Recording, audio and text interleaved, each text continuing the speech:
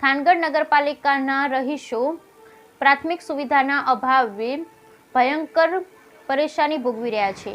થાનગઢ નગરપાલિકાના રહીશો પ્રાથમિક સુવિધાના અભાવે ભયંકર પીડા ભોગવી રહ્યા છે। ત્યારે આજરોજ આપ નેતા રાજુભાઈ કરપડાની આગેવાનીમાં આપ કાર્યકર્તા તેમજ શહેરીજનો સાથે મળી નગરપાલિકાના વહીવટદારની ફરજ નિભાવી રહેલા મામલતદારની સમસ્યાના નિરાકરણ માટે રજૂઆત કરી।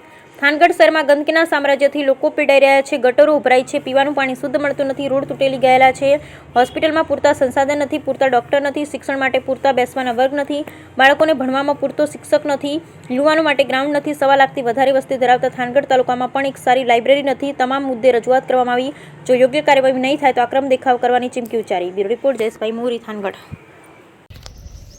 થાનગઢ નગરપાલિકાના વહીવટદાર તરીકે મામલતદાર સાહેબ જ્યારે ફરજ નિભાવે છે ત્યારે આજે અમે થાનગઢની પ્રાથમિક સુવિધાઓના અભાવે જે થાનગઢના શહેરીજનો પીડાઈ રહ્યા છે એ મુદ્દે વહીવટદાર તરીકે જ્યારે મામલતદાર સાહેબ છે ત્યારે આજે મામલતદાર સાહેબને રજૂઆત કરવા આવેલા।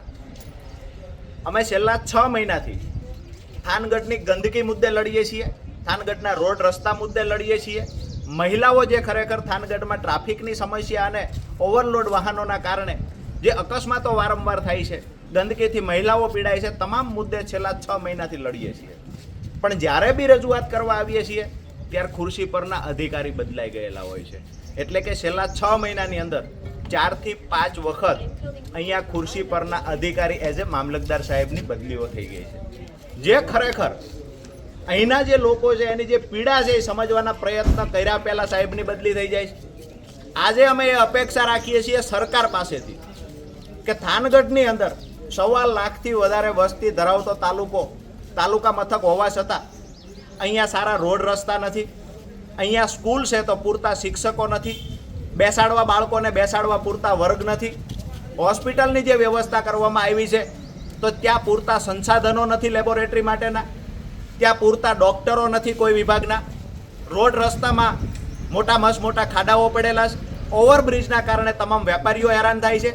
આજે જ્યારે ધાર્મિક પ્રસંગો અત્યારે ચાલતા હોય શ્રાવણ માસની અંદર ત્યારે ગંદકીના પાણી દરેક ward number 3, ward number 4, ward number 2માં રહીશોના ઘરમાં ગંદકીના પાણી ઘૂસી જાય છે, ગટરો ઉભરાઈને ત્યારે તમામ મહિલાઓ, યુવાનો, વડીલો, તમામ શહેરીજનોની પીડા લઈ અને આજે અમે મામલતદાર સાહેબને રજૂઆત કરવા આવ્યા છીએ કે હવે આ આખરી લડાઈ છે, હવે સહન શક્તિની હદ અને ચરમસીમાઓ પૂરી થઈ છે।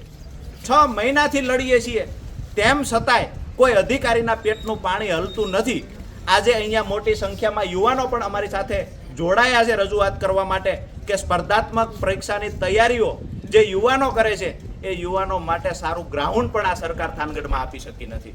વાંચન વ્યવસ્થાની વાત કરવામાં આવે તો એક સારી લાઇબ્રેરી થાનગઢને આ સરકાર આપી શકી નથી। એટલે તમામ માંગણીઓને લઈ અને આજે અમારી થાનગઢ મામલતદાર સાહેબને રજૂઆત હતી। આવતીકાલે સ્થળ તપાસ કરવાની બાંહેધરી આપી છે, સમસ્યાનું નિરાકરણ લાવવાના પ્રયત્ન કરવાની બાંહેધરી આપવામાં આવી છે।